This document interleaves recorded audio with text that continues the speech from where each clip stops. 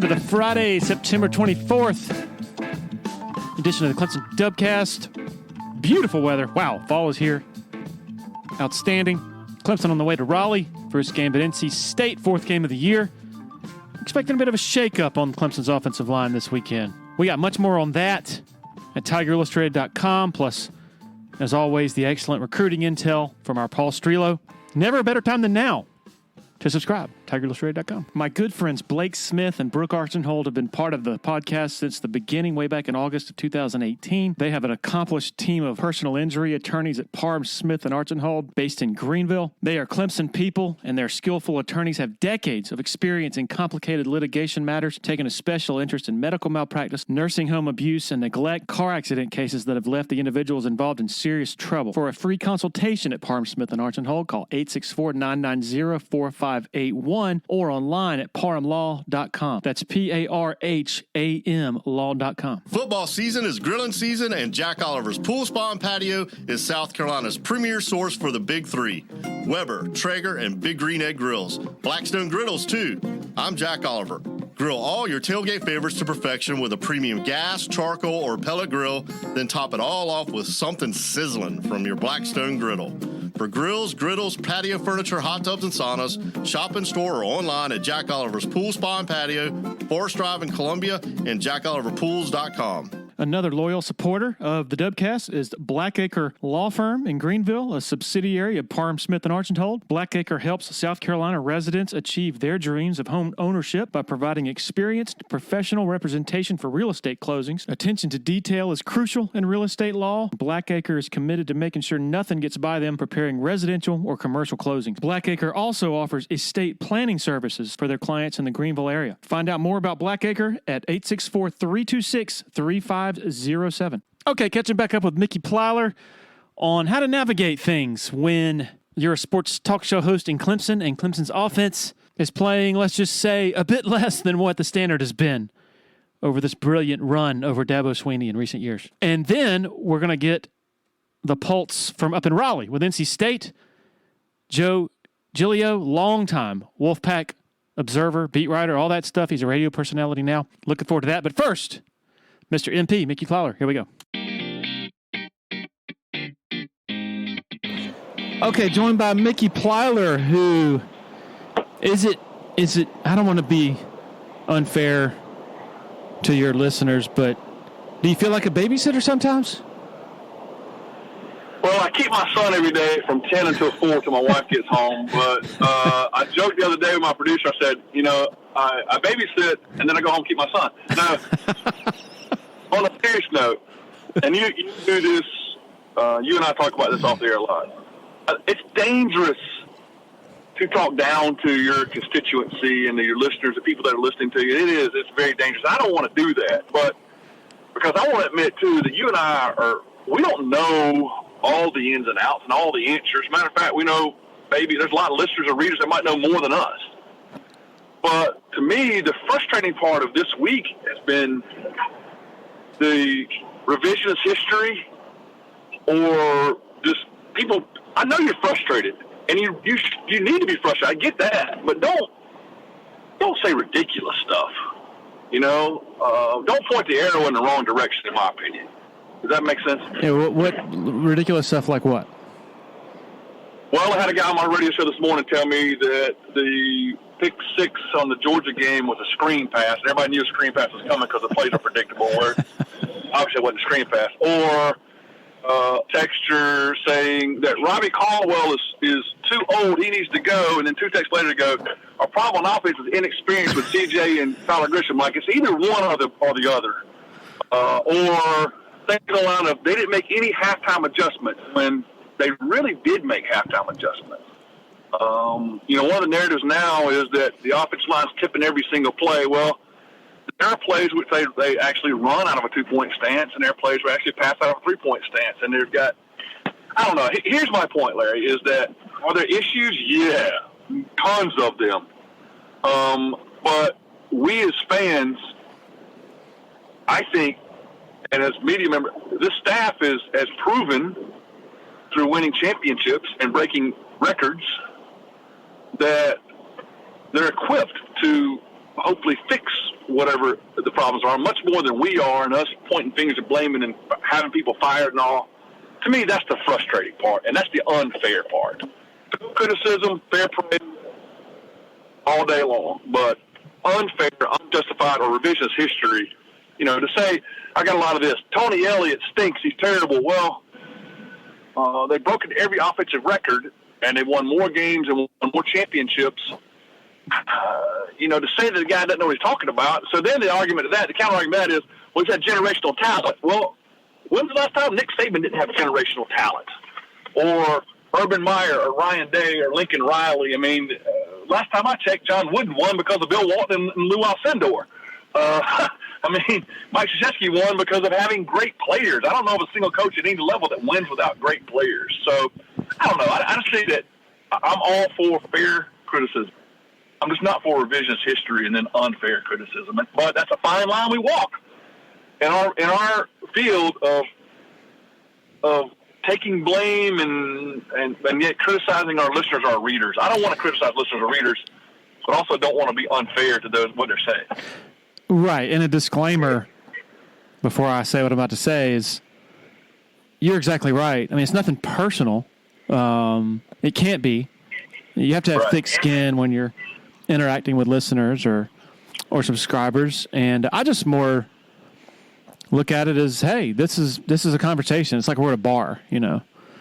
And if somebody gets somebody, I guess, is a total jerk, then I guess I'll change my tune and maybe be a bit of a jerk back. But there was a thread that started last night on our message board that continues. And it was from the Dabo media session last night after practice, which is generally like a shorter, more informal deal. It's over Zoom. And we posted a video of it, the complete video of that session. And you have people saying, I can't believe that these media people aren't asking the questions that we have and holding them to account on a lot of these major issues that are sticking out like a sore thumb. And what this is just a respectful sort of, I don't know, enlightening of how we do our jobs. And that's a whole other thing is I don't expect people to know the ins and outs and the particulars of our routines. But the routine for us is we have the coaches after the game, immediately after the game, the coordinators and Dabo Swinney. Dabo Swinney usually 30 minutes, that he stands up there at the podium after the game answering any and all questions. We get Tony Elliott, the same deal. Sunday night, we get Dabo Swinney on a teleconference. Monday, Dabo has his call-in show in which fans can and do ask him questions and maybe I'll present some scrutiny. And then Tuesday, Dabo has his formal press conference in which he stands for 30 to 50 minutes and answers more questions. Oh, and then I forgot, Elliott as well on Monday late mornings is available and is generally answering questions for about a half hour. So by the time Wednesday comes, almost all those questions have been asked. And if I'm sitting there saying Wednesday night, Dabo, what's wrong with this offensive line? It's a bit of overkill. I mean, we've already sort of covered that ground to a large degree.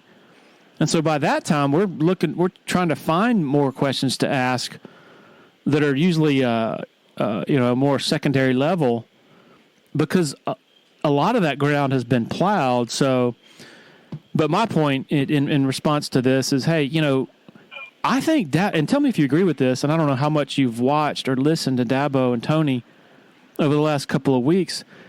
I think they've been remarkably candid with what they have been saying and identifying as the fundamental issues. Do you agree? 100%. And to piggyback on what you said, people are frustrated. I get it.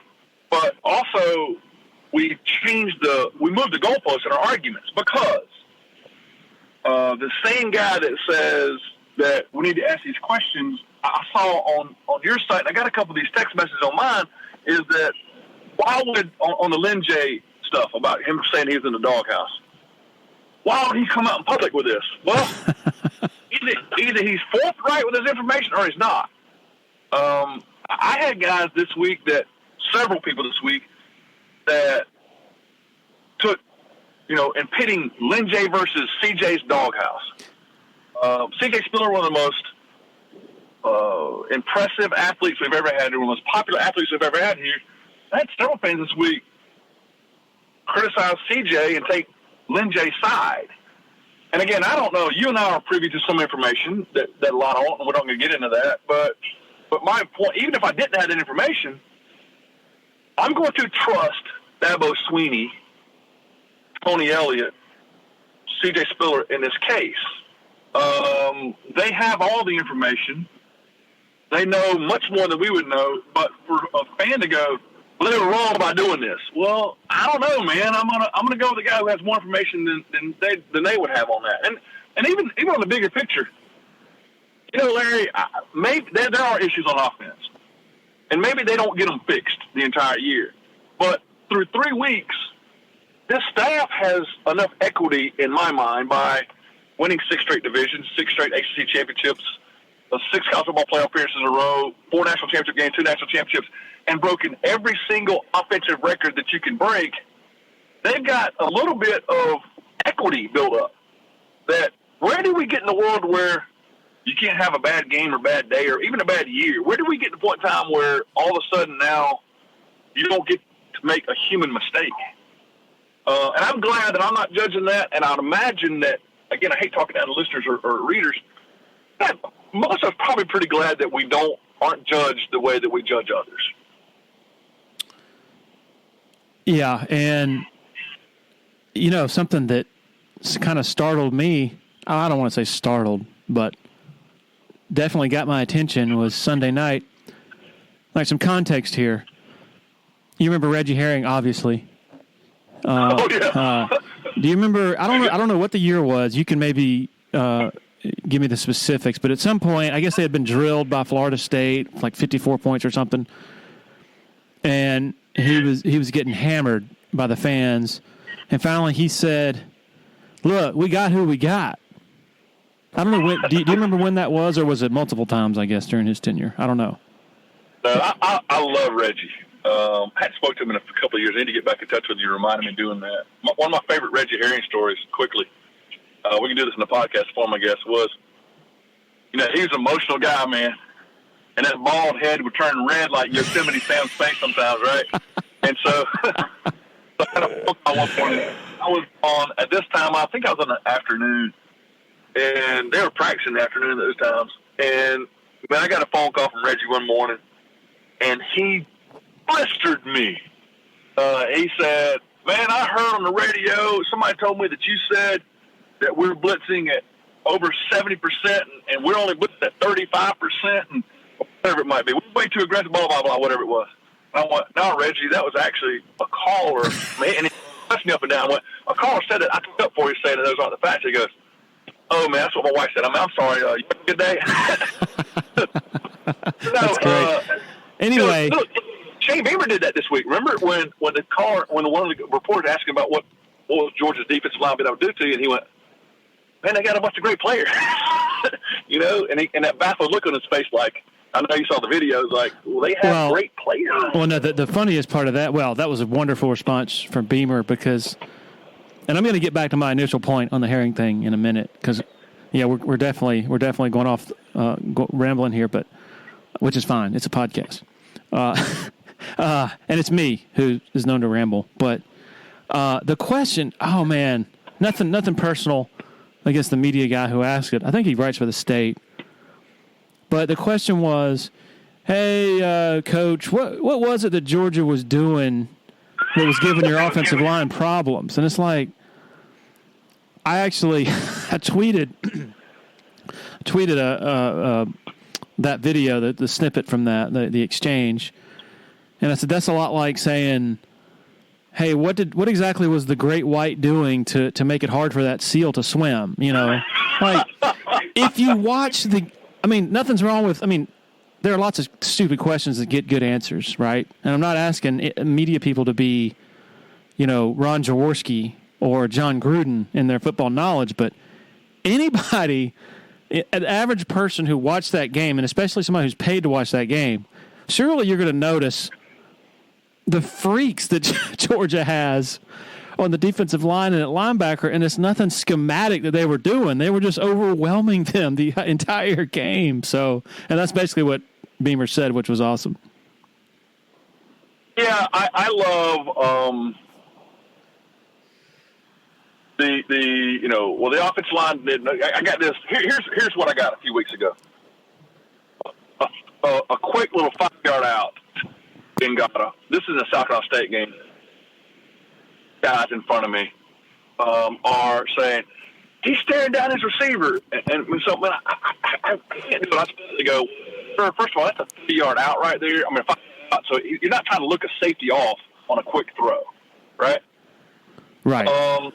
About 3 plays later, they run an RPO, and the guy says again, like, he just keeps staring down that receiver. I'm like, well, actually, in a run-pass option play, you're trying to read that linebacker and safety about whether to keep it or to give it. You're not really staring at. It always amazes me, like, because we want to sound so like we know what we're talking about there. And I've said to these guys, like, my eye range can go about 140 degrees maybe. Because my head is facing one direction, how do you know where my eyes are? So I don't know. Look, the issue is that people are frustrated, and again, rightfully so. But the other issue is that I guess through politics or through the border or through COVID and vaccines, that man, we can read something on Facebook and all of a sudden I'm an expert and I know what I'm talking about now. Man, I don't know. I know what I don't know. I don't know all the ins and outs of what they're trying to accomplish scheme-wise and X and O-wise. Right. I know that. But that's okay to admit. Now, I can go to a restaurant and tell you that, man, my steak wasn't cooked right. Well, was that the butcher's fault? Bad piece of meat? Did they have some issues with their personnel back there? Is the grill, not working right? Was the guy distracted because he had something else going on in his personal life? I don't know. There's a lot going on there. I've never been a chef in my life. But something happened. I'm going to complain about it, and act like I know, but I really don't know. And nor do you, nor do the callers or the listeners. But my point through that is also saying that this staff, enough equity in my mind at least, that we can yield them on how to fix what's going on. Back to what I was getting at on the Herring thing. We got who we got. Yeah. And on the topic of Dabo actually and Elliott showing real candor here in the last couple of weeks. Sunday night, Dabo said that. He said, we got who we got. Yeah. The next day, Tony Elliott said, this is who we have. So, to me, it doesn't take an institutional knowledge of Dabo and a encyclopedic sort of recall of all of his press conferences to know that when he doesn't like a question, he's going to let you know that he doesn't like the question. How many times have we seen him sort of not flip out, but to get salty on questions that he thinks are a joke. I haven't seen much, if any of that, in recent weeks, and I think that says something. I think that is really important to recognize, and it says to me, these dudes know they have problems, Mickey. They know they have issues on the offensive line. It's like people are expecting them to come out and say, we suck, or, yep, I'm getting rid of Tony Elliott, or, yep, I'm getting rid of Robbie Caldwell. You got to read between the lines after a certain point, right? Because he's not just going to bury his team 3 games into a season when they're struggling. And when everybody knew or should have known coming into the year, this is probably going to be a bit of a work in progress on offense, that there were big questions on the offensive line, right? Yeah. To me, here's where what we should have known and what we shouldn't have known. We should have known that there were issues at center. Everybody thought it might have been Rayburn. He didn't come on. Bockhorst has never played center a down of his life before the season, right? So that would be a concern. You didn't know that there would be a true freshman at left guard as a result of that, who has played okay, but last week was lost. So, I mean, that is a concern. A right tackle, brand new starter for the first time, who's going to be a good player, I think, but a first-time offensive line starter, we've seen this in the past. This is going to be an issue. A left tackle who's never played left tackle before, who's doing okay, but that might be an issue for you. The right guard I thought played great in the run game last week. Struggles a little bit athletically with feet on some pass blocking stuff. Those shouldn't be. Should we have? You got Justin Ross back. So Justin Ross, after a year off, should we expect him to be what he was before? Probably shouldn't, but, I'm optimistic. I'm hoping he comes back and doesn't miss a beat. No rush there. And then you put him at slot. When you first heard, here's how you think. When you first heard you putting Justin Ross at slot, you're thinking, man, we got all 6'3", 6'4" guys at wide receiver now. Well, what we found out through 3 games so far is they're missing some versatility in their wide receiver core. A quarterback that showed us last year, if you go back and look at it, there were some signs last year. But when you're throwing it to Amari Rodgers and Cornell Powell and Travis Etienne for most of the yards against Boston College and Notre Dame, he trusted those guys. And later, by the way, later in the season, offensive line developed a little bit at least at that point in time. And then replacing, he is replacing the first pick in the draft. That's going to be a drop-off, you think. And then Travis Etienne, the leading rusher in ACC history, bailed him out so many times last year. Oh, by the way, Larry, the tight end has 2 big drops, one in the Georgia game, one against Georgia Tech. Oh, by the way, your All-American wide receiver that you think runs the wrong route against Georgia and drops a key third down. Oh, by the way, I don't know how we just gloss over this. They fumbled 11 times in 3 games. Most in the country. The most in the country. And so my mom and dad told me, hey, don't drink underage drinking. You can't drink, don't drink. They praised it. I mean, they pounded my head. Before I was 21 years old, I drank alcohol. Does that make them bad parents? I'm sure that ball security is a major issue in practice. Does that mean that Tony Elliott's the bad offensive coach if he fumbled 11 times in 3 games? So that goes into what you should expect. DJ looked a lot better last year than he looked this year. In hindsight, I think they probably put too much on his plate for the Georgia game because of that. And in the Georgia Tech game, I thought they probably took too much off of his plate. But that's all hindsight, man. And we don't have that golden goose of hindsight. We don't have that luxury of hindsight when calling plays. I'd call the fumble play less. I'd call the blocking play more. Call more the touchdown play and less of the third down drop play. Don't drop the ball on third down. Don't fumble the ball. At halftime adjustments, I know you've done this. They had 2 hours. They didn't make any adjustments. Well, they did. DJ carried it 8 times on Saturday. 7 were in the second half. They had 3 drives, limited possessions, 6-play, 39-yard drive. Ross drops it on 3rd and 4. Second drive, they go 69 yards and 12 plays, and DJ fumbles it at Georgia Tech 17. And then the third drive, 12-play, 66-yard drive, they scored. The offense looked different in the second half. They ran the ball effectively, and DJ ran the ball effectively, and it looked different. The key there was they only had it for three possessions. And they're not having big plays right now, not hitting big plays. So part of that you'd say, got to throw the ball deep. Well, mark my words, Larry. You know this. You've been around long enough. The first in-game message board on your site and the first phone call I'm going to get on Monday morning, they throw it in the coverage deep and it's picked is, why are we forcing the ball into coverage? So it's frustration. You should be frustrated. I get it. But there are reasons why, and we talk about the reasons. But, halftime adjustments, no, those were made, and it was obvious those were made.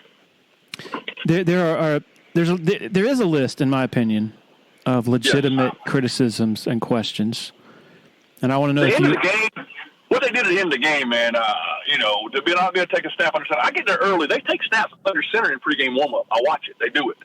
And the end of the game, that was a botch job, complete botch job. Yeah. And go ahead. If you want to run down the laundry list, let's go down that. Yeah, that's one for sure. Number 2, the running DJ thing, I was stunned in the Georgia game that they didn't incorporate more of that. Kirk Herbstreit was also stunned because I was under the impression, and I said all off season that, oh, absolutely they're using his legs in this game because that's what you have to have a chance to win that type of game. And then against Georgia Tech,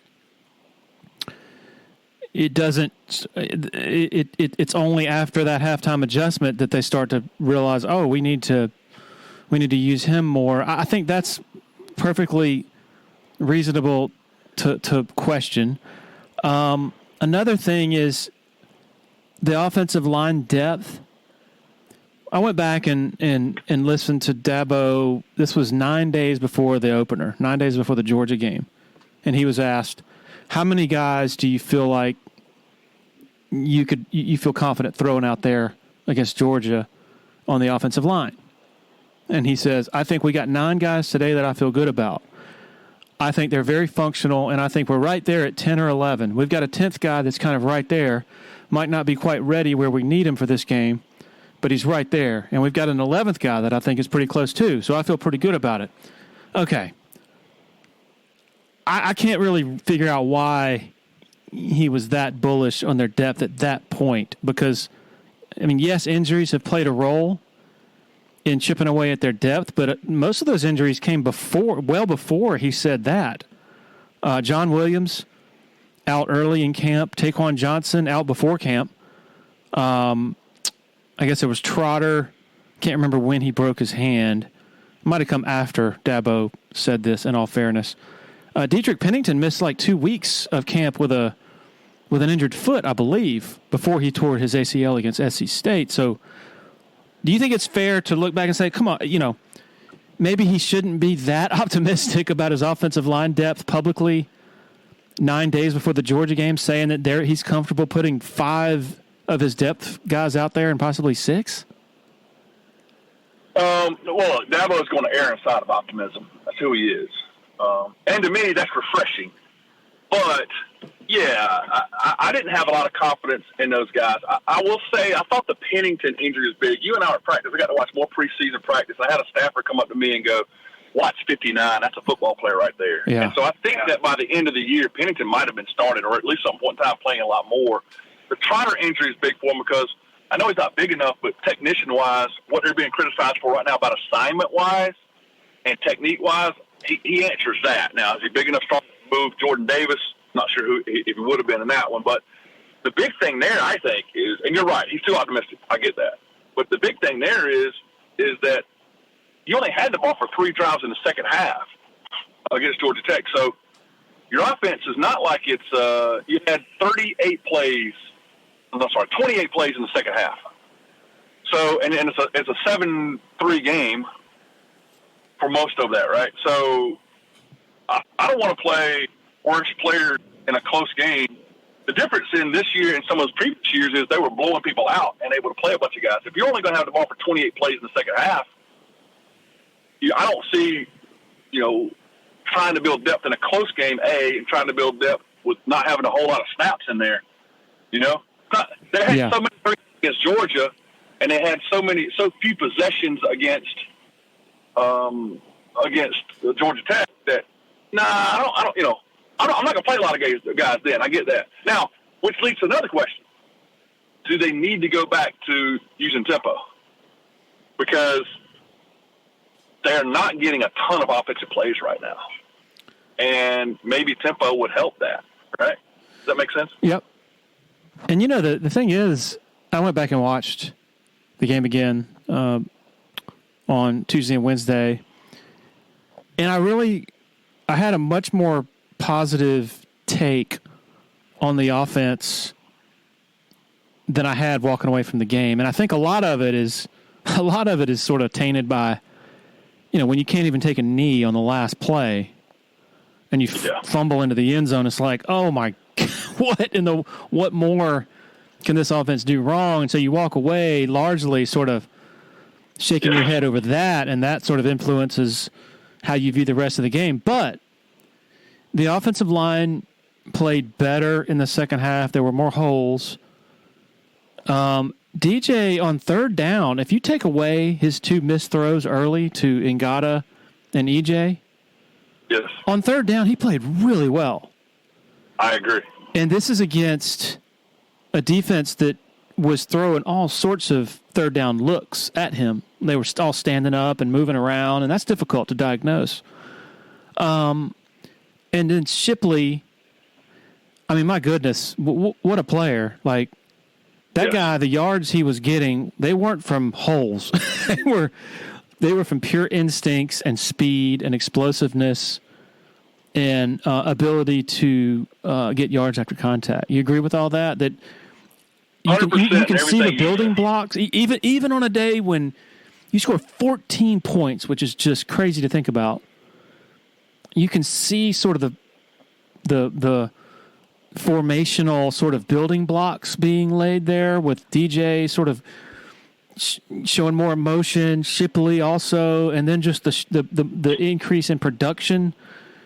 The bottom line to me is that DJ is not perfect. He has made more than his share of mistakes, but he ain't getting any freaking help, man.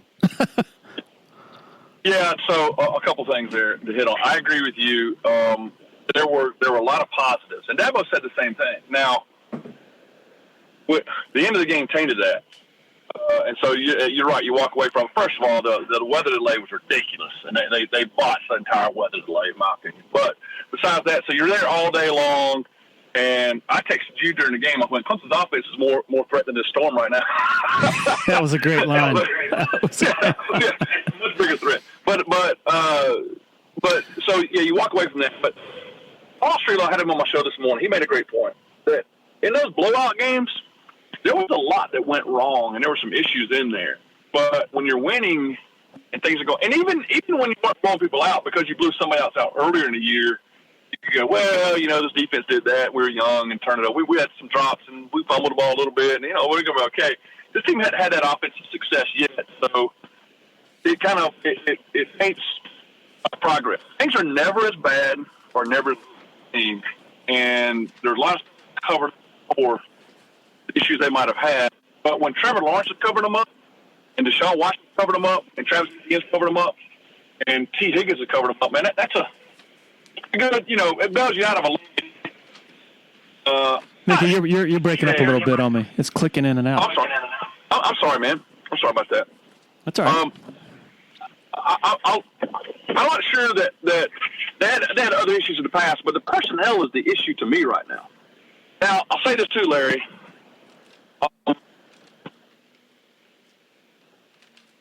This staff might not be able to figure it out because maybe they have who they have.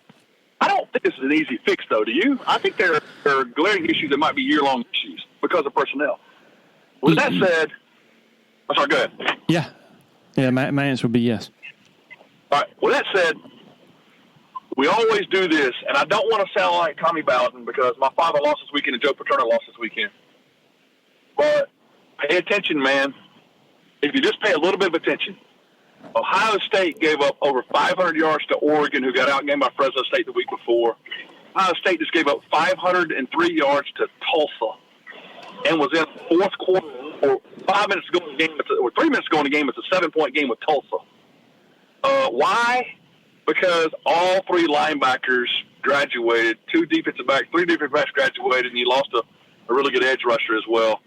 Personnel is the issue there. Alabama cannot run the football this year. Alabama, I think, is 11th or 12th in the SEC in rushing.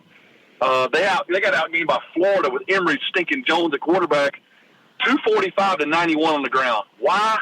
Because Najee Harris and Alex Leatherwood aren't there right now, and it's a personnel issue a little bit. Now they're going to get better at times in there. Oklahoma. Have you watched Oklahoma this year? Their game against Nebraska offensively was basically a mirror image of Clemson's games against Georgia Tech. 100%. Why? Because Creed Humphrey's not there right now, and they got a lot of personnel issues that are going on. When Mike Krzyzewski's teams, when he has back issues, why? Because he has personnel issues. It's college athletics. A lot of turnover, man. There's a lot of stinking turnover. Sometimes, Larry, you can plug and play. Justin Ross was a plug and play as a freshman. Trevor Lawrence, plug and play as a freshman. Makuba right now is a plug and play guy. But because it happens for 6 straight years, it does not mean it's going to happen every year. However, with the staff, my deal is that I trust this staff that has gotten them to this point, that originally had expectations, to do the best they can with what they've got. Here's the reasonable counter, I think, that some fans out there would present to you to what you just said. And that is, okay, Alabama comparison. Well, Alabama did have a great offensive line last year. Clemson hasn't had a great offensive line in how long? And this would be the most opportune time to have a high-level offensive line, because when you do lose what Clemson lost last year in Travis Etienne, Trevor Lawrence, Amari Rodgers, Jackson Carman, you can then lean on your offensive line as your first-year starter quarterback is adjusting and other guys are adjusting. So, therefore, if you play Georgia Tech with a higher-level offensive line and they come out in that 3-2 front that basically says, we don't think you can run the ball against us and we're going to keep all your passing stuff in front of us, you smash them for 350 yards and you win, maybe not by 30, but you win much more comfortably. And you probably get them out of that defense at some point in the game too, which would set up more play action passing stuff down the field. Is that reasonable? Reasonable, yes. Now, I would counterpoint to that, though. Are we sure Clemson's not had really good offensive lines in the past? I will definitely push back on the notion that they've been bad the whole time, and they've only won in spite of them. That 18 line, I remember going into that dang Alabama game saying, how are they going to block these guys? Well, they didn't overwhelm them, but they blocked the crap out of them. They pass protected masterfully to give Trevor Lawrence time, and then they spent the last 10 minutes of that game on the field. So driving the ball right down the field. Yeah, and then this against this in the 16 championship, they were pretty good, man. Like, they weren't great, but that's one of the best defensive lines in college football history, and they neutralized them for some key stretches of that game, and that's a big deal too. So I agree with you. It's not fair to say they haven't had some pretty solid offensive lines. Well, I don't think you have to be great on the offensive line in today's college football world. I think there's enough spread, enough quick throw game, enough playmakers on the edge, and enough deception. I don't think you have to be great. I don't think you can be terrible. And I'm just not sure. Let's just look at just facts for a second, all right? And I'm going to take the Kelly Bryant year out because it was not balanced in that year. But going back in 5 of the last 6 years, Clemson averaged 38 points a game, 38.5, 39.2, 44.3, 43.9, 43.5. Total yards, 515, 504, 527, 529, 502. I'm not sure you can average 40 points and 500 yards and not have a good offensive line. And have some NFL guys in there too. So is the goal then?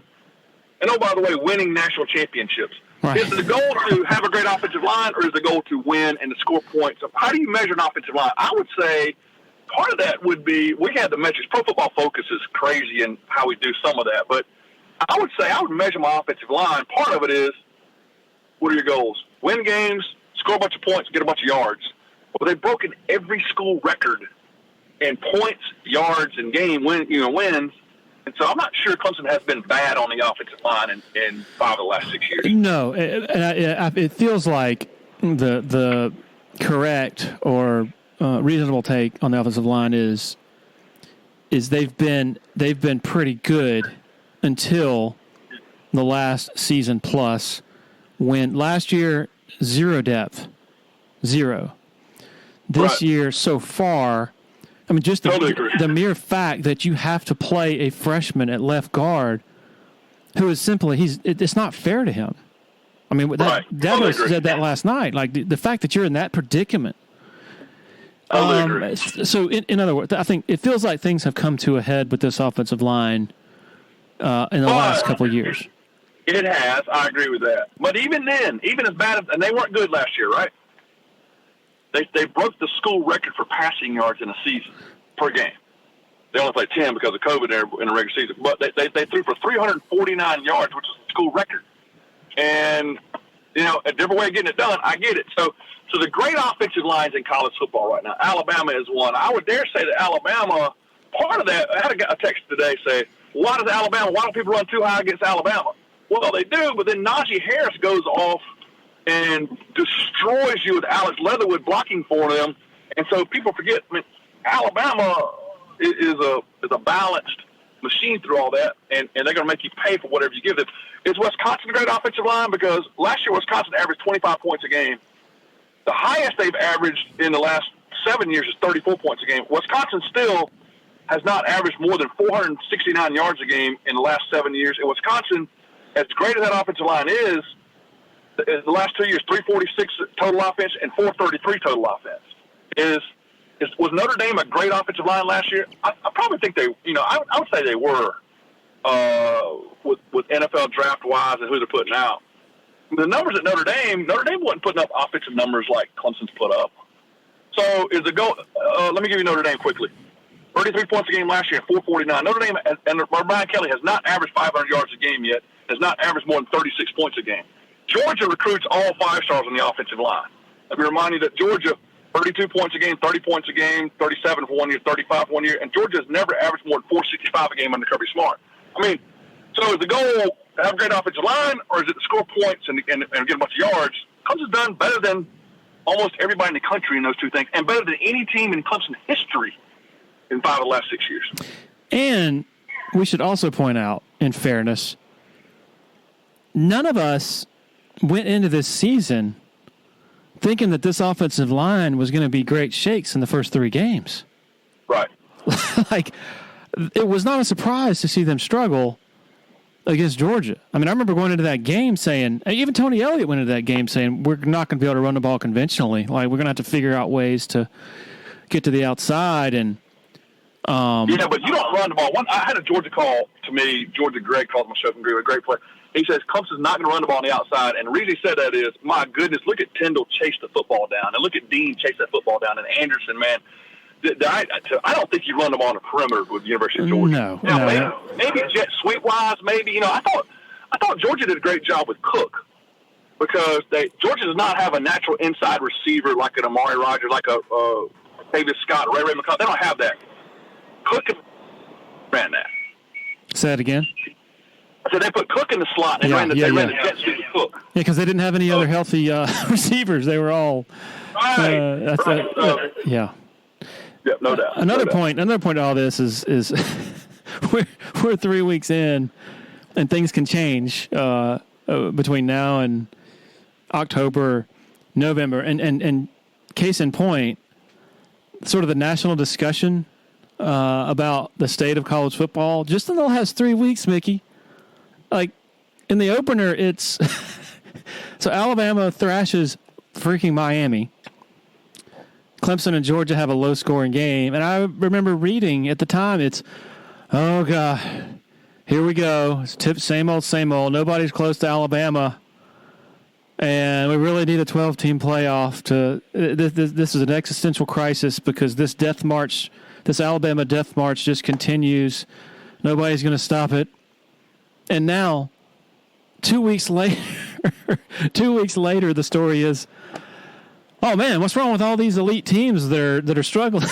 Why is there so much parity? And I'm just like, what are we doing? What are we doing? Remember they buried Alabama after the 44-16 game? Yes. And the next year, Alabama didn't make the playoffs the next year. LSU beat them in Tuscaloosa. Tua got hurt. LSU beat them in one of the greatest teams anybody's ever seen. And people were burying Nick Saban. He's old. The program's going downhill. I don't know if Clemson's going to be back, but you keep recruiting the way you're recruiting. You're going to have some special years in there some years you aren't. Oklahoma, Georgia, Clemson, Ohio State. I'm going to trust those guys in their recruiting. But it's hard, man. Again, if you're not signing a left tackle to a 10-year contract and a Pro Bowl tackle that you can put out there on an island for 10 years, you got turnover, you got injuries, you got young kids, you got home run 11 times in 3 games. It's not going to go great all the time. And but again, I think dangerous to talk down to people. I don't want to do that because I don't have the answers. But in going of eat the plumber on Facebook trying to tell them what's wrong, or Dabo Swinney, I'm gonna cast my lot with Dabo Swinney. You know, he's earned the equity to me more so than Pete the Plumber. On the national media front, I read Sunday, Alabama looks mortal for the first time in years. I mean, okay, I sat and watched that game, thanks to the lightning delay. I actually really enjoyed it too, the game in the swamp. And my takeaway was basically, wow, Alabama is looking really really soft against the run. You know, Florida was able to run it against them, I think, as you've said. But also, wow, Bryce Young is a hell of a freaking football player.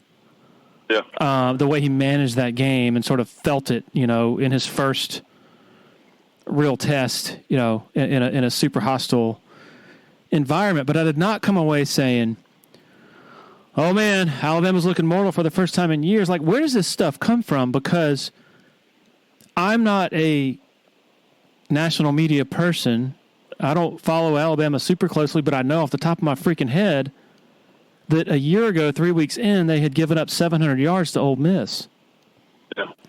And correct me if I'm wrong, there's only been 1 year where Alabama has gone the entire regular season and just smoked everybody with no questions asked, and that was 2018. And that's when they got curb stomped by Clemson in the championship game. Every other year, there's been this, oh my God, they're mortal. Cracks in the foundation. Nick Saban's losing it, right? Am I missing anything? Larry, we see what we want to see, right? And people want to see that. You know, this national media on Clemson right now, they want to see that. Ohio State media right now, we want to see all that. Now, there are signs of it, but there's signs every year. Those are covered up. They're also covered up over 15 weeks. You know, we judge things in 3 weeks. Oh, by the way, I got to give you credit on Ole Miss because I'm watching them a lot more closely now. Ole Miss is going to move the ball in Alabama. Dude, so, they are the most exciting topic right now, in my opinion, in college football. That offense. Yep.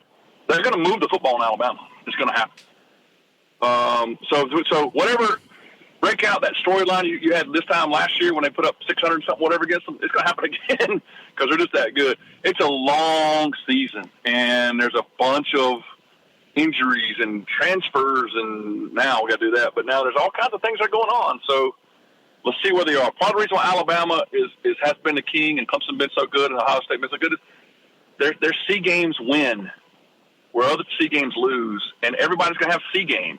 And so where does your C game happen? Maybe Ohio State's was against Oregon and they went out. I don't think that's the case. Maybe Clemson's was against Georgia Tech and they went out. I don't know. I'm not sure that's the case. But a lot to be determined over a long season, and we'll judge at the end. But let's slow our roll. I agree with you. Let's don't put dirt on all these programs right now. Why not just enjoy the roller coaster? You know, that's what college football regular season is. I don't know. You mean wait all year for something to happen, pay a bunch of money for ticket and parking and trucks and tailgate spots and satellite dishes, and then go sit miserable in a game? I thought you're supposed to be miserable the entire game. It is funny seeing that the ratings are through the absolute roof, to watch all these elite, you know, top 5 teams that everybody told us that people were bored of and didn't want to watch, right? Yeah, right, 100%. Had a guy in the South Carolina State game tell me how bad DJ was, and he used profanity and told me he was garbage. And then when he threw a pick, and I disagreed with him, and he threw a pick on the screenplay over there, the ball's tip, and he clapped in my face. I'm like, wait a minute, man. So you're pulling against the Clemson player in order for you to look right. What? Yeah, something's out of whack with. But we're doing that right now, like with everything else, all our politics. Like, we want things to go bad so you can say, blame it on that guy because I told you I was right about this, and this. I don't know, man. I don't need to be right that much. I don't have all the answers, man. I'm sorry I don't have all the answers, but I'm going to put faith in people who have had answers in the past. And maybe Ohio State's not as bad as we think. Maybe Alabama's not as bad as we think. And even if they are, maybe Clemson's not as bad as we think. Even if they are, though, then they'll be back next year. You know, Alabama wasn't dead after 2018. They came back. Everything's okay.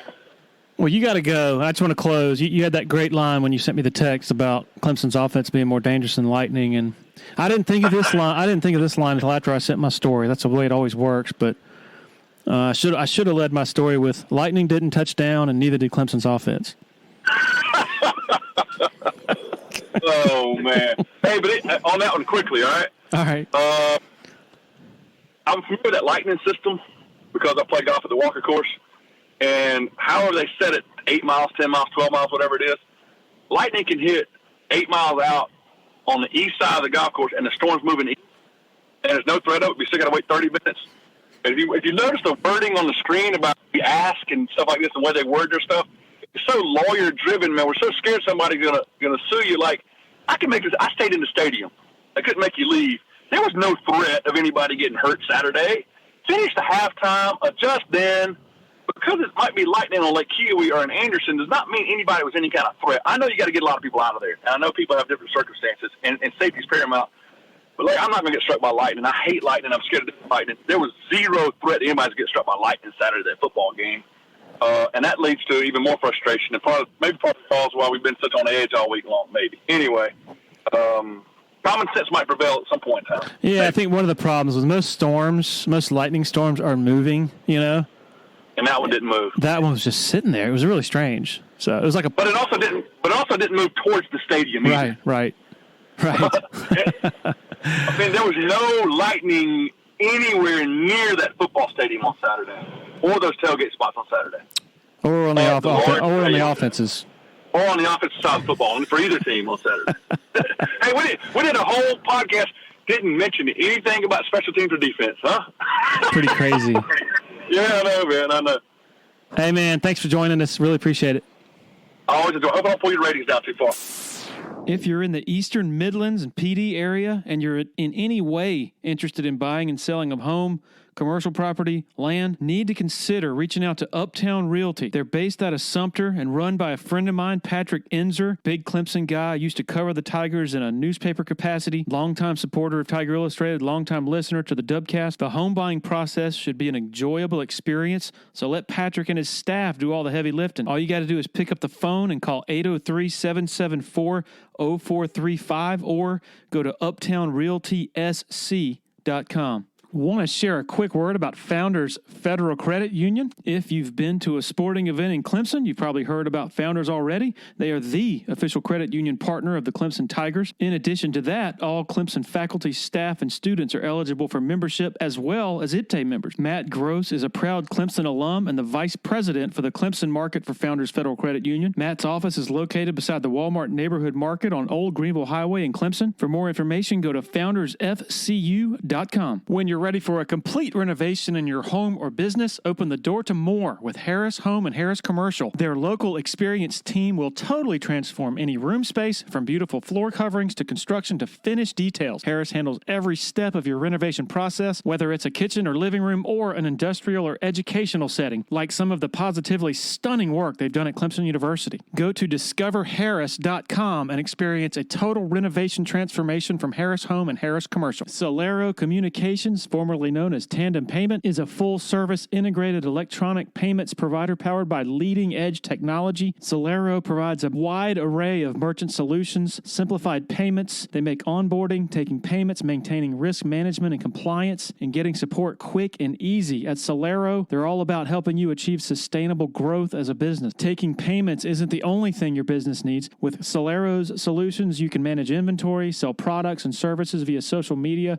schedule staff, track sales, get reports, and much, much more. Find out more about Solero at solerocommerce.com. That's CELERO commerce.com. All right, joined by Giglio. How you doing, man?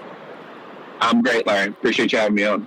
Yeah, absolutely. First of all, we've had a number of media types as guests on a fairly regular basis, including some who have old newspaper guys who have reinvented themselves, and you're now a radio guy. Is that right? It is. Yeah, I still write, but mostly I do talking now. So how long were you at the Raleigh News and Observer, and then how long were you there strictly covering NC State? I started at the NNO when I was still at NC State as a junior, actually. So I was actually there for 24 years total. Yeah.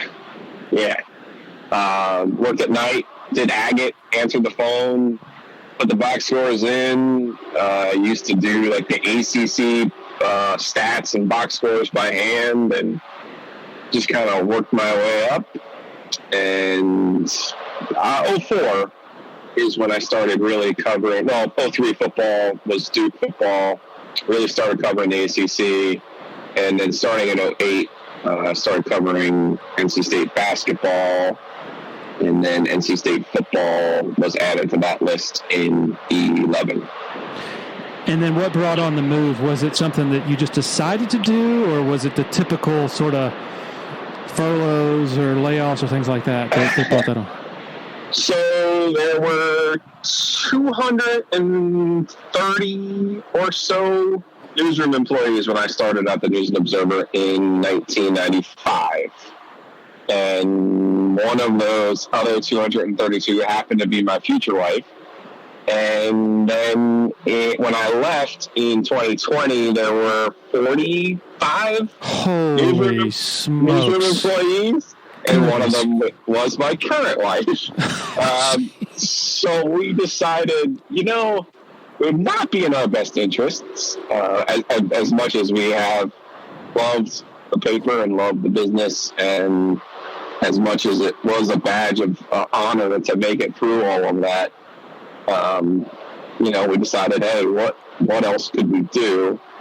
And the opportunity actually presented itself to me after filling in on a Friday before NC State and Clemson played in 2019. The Chris Fowler, I've never seen people leave after the first quarter game. So that opened the door for me to work for Capital Broadcasting up here, which is kind of a unique company in the sense that they own the local NBC affiliate, they own the ESPN affiliate for radio, and then our website, WRALSportsFan.com, is tops in traffic in the state of North Carolina. So it really gives me an opportunity to still write, which is great. And then the radio shows every day, 3 to 6:30. TV I do once or twice a week. And now we've gotten into really allowed me to sit and talk to people that I've covered and have a little like this, just kind of have a little bit longer conversation with them and kind of get into some different subjects. So we did one on Russell Wilson and his exit from NC State, and then we have one coming up on Roy Williams that'll kind of cover pretty much his whole career at Kansas and North Carolina. So really, those have kind of scratched an itch for me in terms of doing some of the things that I really enjoyed doing while I was in the paper. Being a newspaper writer, and I guess just being a writer in general, covering a team, there's something that's really fulfilling about it. There aren't many days where it feels like, oh gosh, this feels like work. I don't want to do this. And there's something fulfilling just about the writing process in general, at least as far as I'm concerned. What do you miss the most about your former job, and what do you miss the least? So I mentioned I started as the agate clerk, which is statistics. Everyone had a scoreboard page. And I got to tell you, Larry, when part of that job was going down to the press room and getting the early editions and bringing them back upstairs so everyone could read it. And that was such a big thrill for a 19-year-old me, and as someone who I grew up in New Jersey, but I grew up outside of New York City and read the paper every day, read different papers every day. There was so many different options when I was growing up and reading papers, and then the National, which was a national sports publication. My dad got me that, Sports Illustrated, Sporting News. So I had like this romanticized ideal of what the print industry was, and just to be in the press room and to go downstairs and get those proofs, get the early editions, and to see your name. And then, just kind of the compartmentalized idea of, here's my day's work, here's the proof of it, when you picked up that paper the next day and saw your story, saw the work that you put in and the immediate return of that. But that, it's been, 15 years since that was how we really truly consume media information via print. So but that's still an ideal that I've kind of missed. And the least, that the way that we interact, you mentioned there is a fulfilling part of working a beat, and you understand this even without a print element. Like, you're lucky to interact with the players. You're lucky to interact with the assistant coaches and the head coach. And yes, it's not a friendship, but you do have a relationship with those people, particularly the ones that like you. Yeah. And now with COVID and Zooms and completely understandable limited access, you don't have the ability to have those types of relationships. Like this week, I talked to Joe Selfo, who's now an assistant coach at Gardner-Webb, but was a center on NC State's 2016 team. And it was just kind of one of my favorite people because all of the people on that team either weren't great with the media. So many of the people on that team were not great with the media. It didn't, or necessarily like me, but Joe liked me.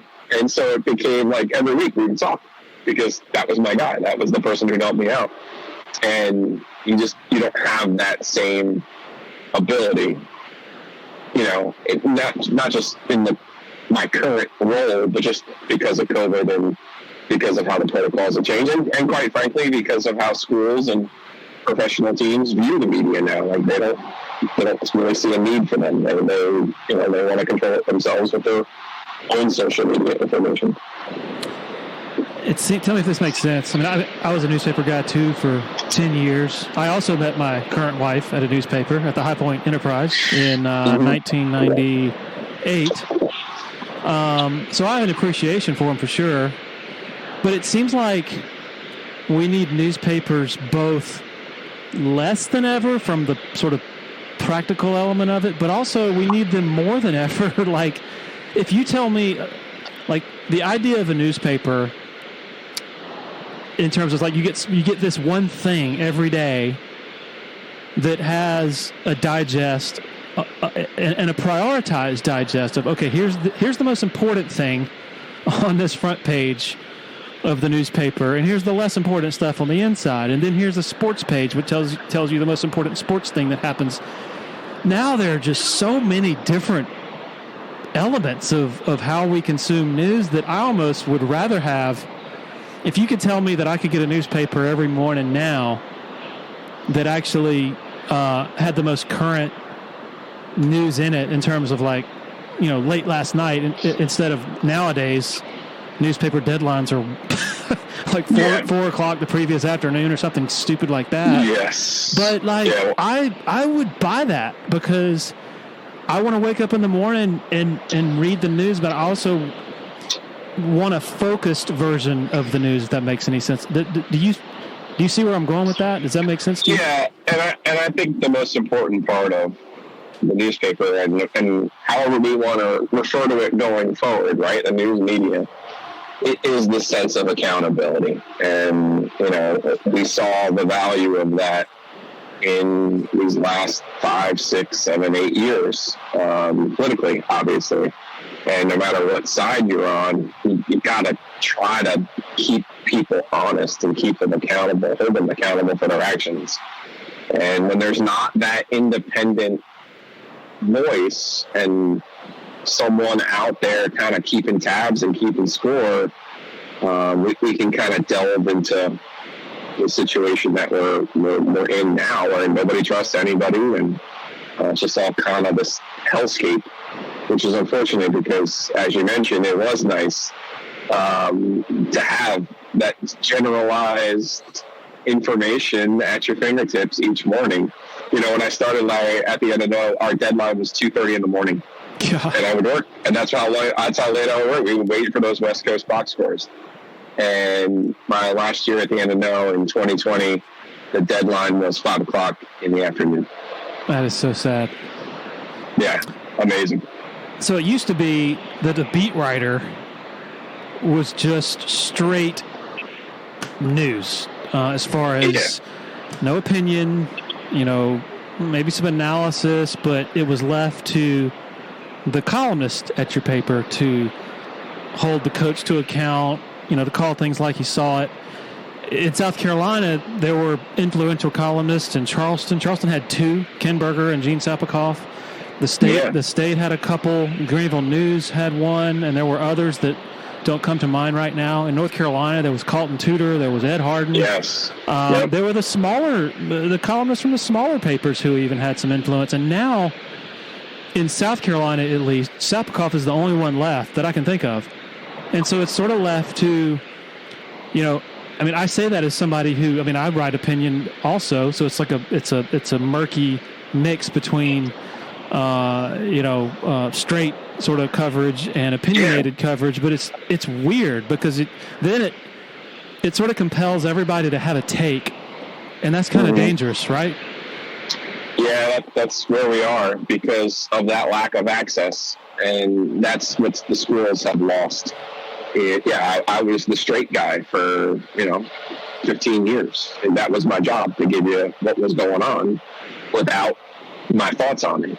And you're right, there's some analysis there, but it was Colton Tudor, who was my mentor. It was his job, and then Luke Takak, who's there now at the NNO, who's like just a really home run writer, unbelievably insightful writer that they're lucky. It's amazing that Luke has been able to follow Colton, who was, in my opinion, just the best deadline writer there was.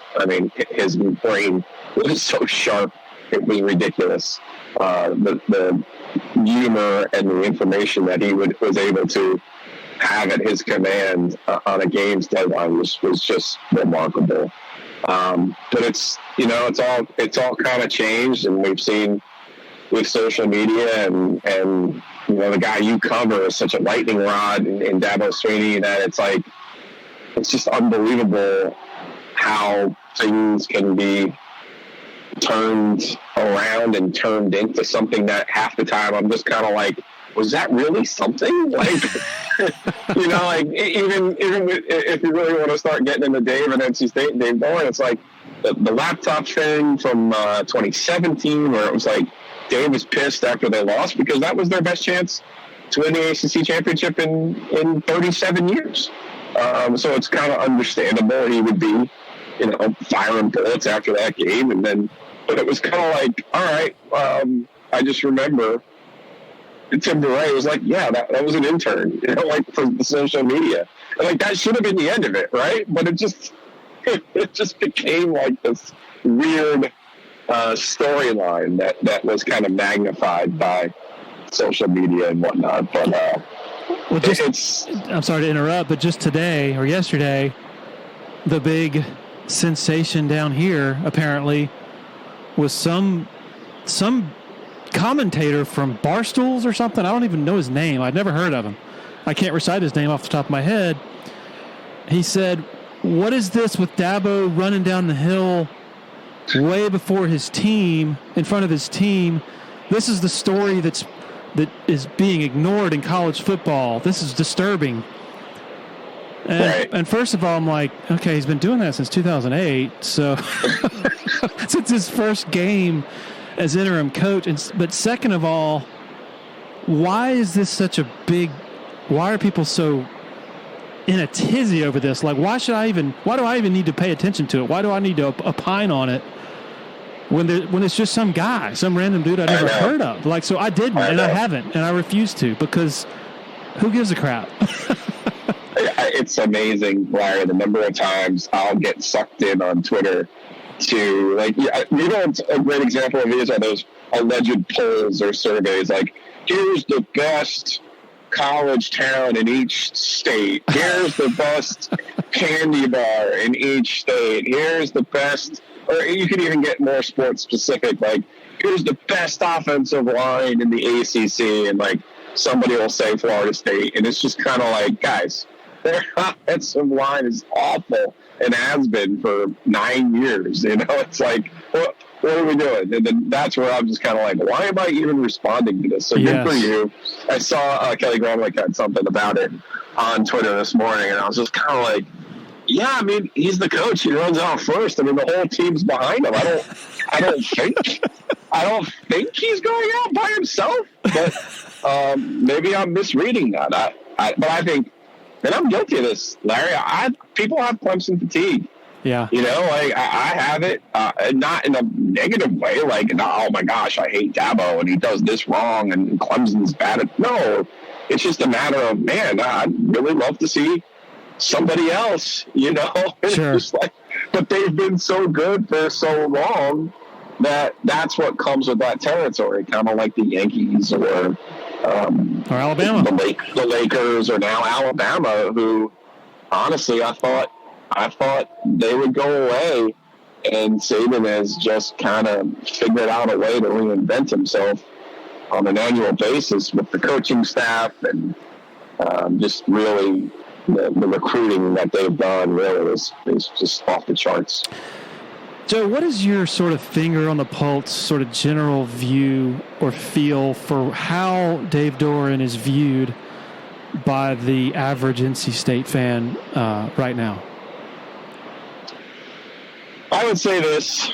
I think, as you know, there's probably, 10% of people who want everybody gone, right? For every fan base, there's probably a 10% that's never satisfied. Then there's probably 20% that is always going to love the team no matter what, right? Or they love the team, they support them, doesn't matter.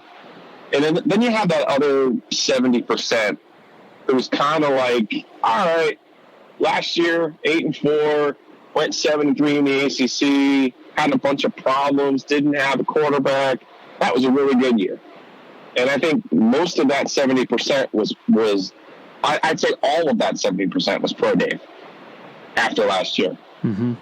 And the problem after last year was you have so many of the same players back. They literally lost Aleem McNeil, who was a draft choice on the Lions.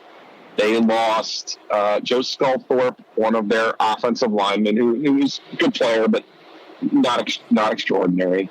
And they lost a tight end, who basically every other catch he had was a touchdown, but they kind of steadfastly refused to involve him more in the offense than he probably should have been. Everybody else, kicker, punter, you name it. Like, they brought back 20 guys who started games last year. Like, it's ridiculous. And of course, when you look across college football, many teams can say the same thing. Now, when you bring that many people back from a team that, by NC State standards, had success, you want to see them take another step.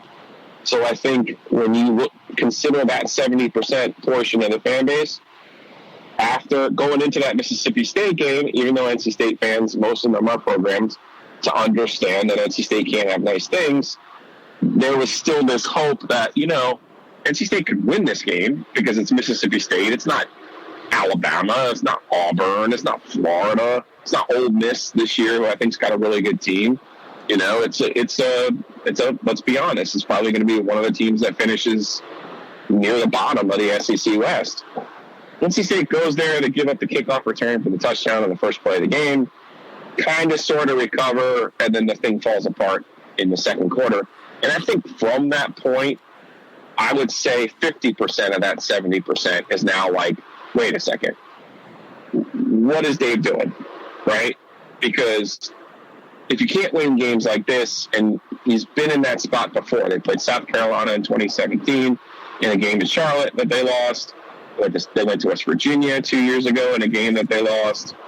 They lost to Kentucky in the bowl game last year. Not a great Kentucky team. So they've had these opportunities outside of the league to kind of make a statement because, let's be honest, Clemson has put a stranglehold not only on the conference but the division. So unlike Carolina and Duke, who can pop and win a division and hang your hat on that, State doesn't have that to hang their hat on because of Clemson. So it's like, well, what do you have? You have to have something outside of the league. And unfortunately for Dave, he hasn't had that.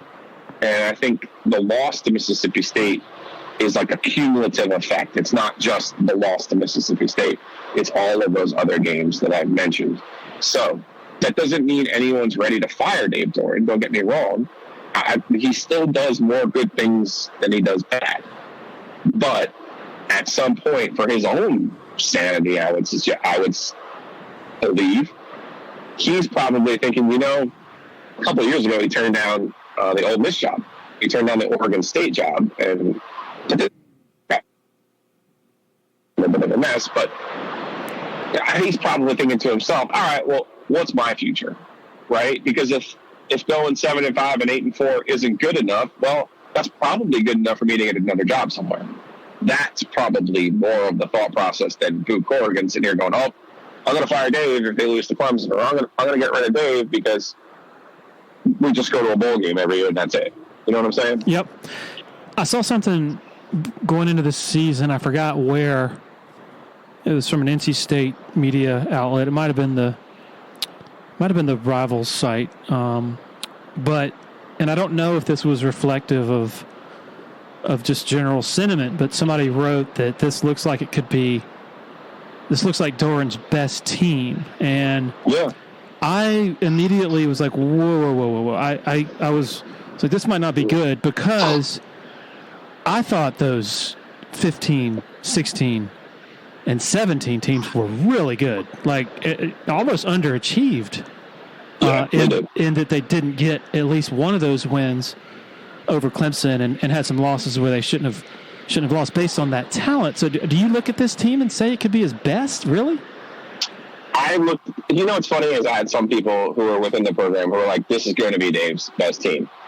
And I said to them, I can buy deepest. I think they and that experience that I pointed out, but I can't buy best because they don't have a Bradley Chubb, they don't have a Naheem Hines, and they don't have that 2 or 3 players who are pop. Yeah. That 17 team ended up with 14 draft picks on it. Yeah. I mean, that's pretty freaking good if your name's not Alabama or Clemson. I mean, that's damn right, or Ohio State. Like, that's damn near impossible. And that's kind of what Dave's strength has been finding. And none of those players, I mean, Naheem was a good recruit. Naheem Hines was a great recruit. But none of those other guys were really highly thought of coming out of high school. So you can't argue with his development of players, and you can't really argue with his track record of putting players into the NFL. But to your point about that 17 team in particular, that was his best team. That was Chubb's last year. That was Naheem's last year. And that team, NC State's only won double-digit games once in school history. That's crazy. Once. And given the number of games that are played now and the number of teams who routinely win have double-digit win seasons, it's ridiculous. And also, if you think about it in these terms, since 2000, NC State's had Phillip Rivers for 4 years as a starter, Russell Wilson for 3 years as a starter, Jacoby Brissett for 2 years as a starter, Mike Glennon for 2 years as a starter, and Ryan Finley for 3 years as a starter. Those are all NFL quarterbacks. And only once, when Rivers was a junior, were they able to win 10 games. And none of those teams were able to win the ACC championship or the Atlantic Division title either. And yes, Clemson has been outstanding since, if you want to go back to 12, that's fine. But there were certainly opportunities in there for NC State to have those moments. And that's really also the cumulative effect for NC State fans. It's kind of like going into this year. Yeah, and Peyton Wilson was their best player, and he's out now for the year with a shoulder injury, which he suffered at the end of the half against Mississippi State, and really kind of, I think, contributed to that loss. But it's kind of like, I'm with you. The 17 team, I believe, was his best team, and they left a few wins on the table. And this team, I do think is the deepest, because they were able to add some players in the portal that were potentially going to help them. One of them already got hurt and is out for the year. Cyrus Fagan. but I think the depth was there, or they would probably argue 11 through 45. They have more talent than the 17 team, but to me, I'd rather have a player like Chubb. I'd rather have Naheem and Jalen Samuels and guys like that than to have more good players. I'd rather have a few great players and just average behind them than have a bunch of good players, if that makes any sense. Yeah, I mean, it's early. We're 3 games in, but when I watch NC State right now, it's not what it was when I look. When I watched them in 16 and 17, there were several players where you go, "Whoa, who is that guy?" You mentioned Hines and Samuels, Kelvin Harmon, Jacoby Myers, some dang good players. And I'm curious. I was going back and forth with David Hale, not an argument, but just a discussion earlier this week. I was surprised when I looked back and saw that the only win that Doeren has over teams that have finished in the top 25 was last year over Liberty, which I think finished 15th or 17th. 1-22. And Hale was saying, and it's a pretty good point, that, hey, there are tons of other schools out there that are somewhat similar record-wise, but you look at all those schools have fired at least one coach over that stretch. Sure. And all of those other schools probably have a division title or a conference title or a double-digit win season that NC State hasn't had. Yes. And I think that's kind of part of the first. Like if Dave, in 17 and 18, they went 9-4. If he went 10-3 in those 2 years, he could, we would never even have a conversation about him. And you're old enough to remember Herb Sendek. If he had won the 2003 ACC tournament, he'd still be NC State's coach to this day. Yes. You have to have something in the bank for moments like this when people start kind of pouring through the numbers and saying, well, what happened? Well, what have you done? And then you can point back to, oh, that's what we've done. And that's what NC State's been missing. I mean, Larry, they haven't won a conference title in football since 1979. They haven't won a conference basketball title since '89 regular season. They haven't won a baseball title in the ACC regular season or tournament since '92. They're the only Power 5 conference that hasn't at least shared a conference championship regular season or won it in the postseason. This century, they're the only one. Like it's amazing. It's a mind. Sorry, you broke up there for the last 2 or 3 seconds. Oh, it's a mind-boggling stat if you think about it, that they're the only Power 5 conference team that hasn't done it in those 3 sports. And it's more mind-boggling football-wise, and you mentioned it earlier, before Clemson and Florida State sort of rediscovered themselves in 11, 12, and beyond. I mean, Wake Forest won it in 2006. Boston College won back-to-back. They went to the championship in back-to-back years. Duke has won one since then. I mean, that's just NC State's not a football factory, but they damn sure care about football and invest more in football than freaking Duke and Wake Forest and Boston College. Yeah, that's what I'm saying. Like, it doesn't really make any sense. And then when you add in the talent that they've had, obviously those Rivers teams are the ones that I would point the biggest finger to. Amato.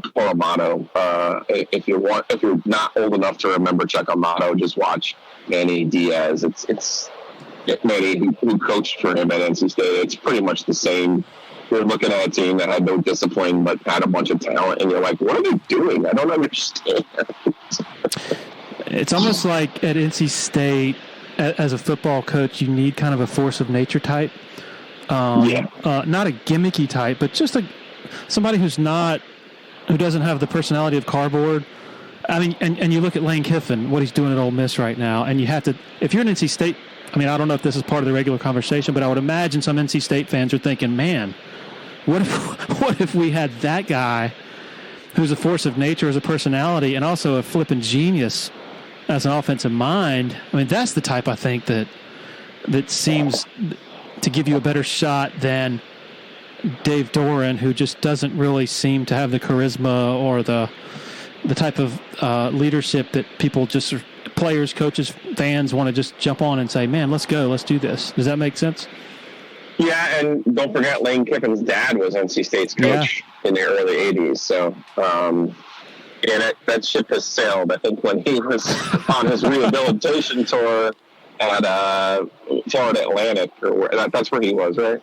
I think that was probably the time to figure that out. But, it's going to be interesting to see how the world works going forward with obviously all the money that the SEC spends. Like even at a school in Ole Miss, it's difficult to compete with that if you're a middle-of-the-road Power 5 team. And some people might hold their noses at this, but Hugh Freeze, I mean, if you want to win. Well, he lost to Dave, though. Very true. But head-to-head matchups, I don't really pay much attention to that. I pay more attention to the overall body of work. But what do you think happens Saturday? All right, so how much of Will Shipley's family tree have you kind of dug into? Not much. Tell me. Okay. As my understanding, it's not just his parents who went to NC State, but many, many branches of his family are all like NC State grads. And the only way this would have been worse in terms of what's going to happen on Saturday is if Will Shipley had not touched the ball all year. I would have guaranteed you if Will Shipley had been on the bench and not played at all, he would have run for 100 yards and 3 touchdowns against NC State on Saturday. I still think he'll have a big game against NC State on Saturday. I hate for NC State that Clemson struggled the way they did with Georgia Tech, who I don't have a high opinion of, especially at home. You're going to have to explain that one to me a little bit for me. But I suspect NC State will play well. Maybe a little bit like not the 17 game, but the 15 game that was a shootout in terms of it was a competitive game and then Clemson pulled away late. I could see that type of, 21-10, 24-10 Clemson win. I think NC State's going to struggle to move the ball against Clemson's defense. And unless they get super creative with their run game, the biggest marvel I've ever had in the last 10 years in covering games, because I think you do the same. You go back and watch the games the next day, maybe even another for a third time, right? Yep. And there was a stretch there between 15 and 19 where I watched more NC State football than I could safely say I watched more NC State football just based on the number of times I watched each game than anyone not paid to watch, not on a coaching staff, right? And when whoever was in charge of the scout for the 18 game, and I don't know which analyst it was, it blew my mind that I knew what NC State was going to do because I literally watch every game 3 times, right? Well, NC State runs a play action on either their first or second series that Tanner Muse absolutely blows up and knew was coming. And I thought to myself, this game, and it was the second series of the game. I'm like, this game's over. There's just no way that they could be this prepared. I'm like, how could they possibly know all this? But I guess they give each analyst a team to kind of dissect the way that I dissect NC State. And they ran a play too, Larry, in that game in 18. That it was the exact play that Boston College had run 2 weeks prior against NC State.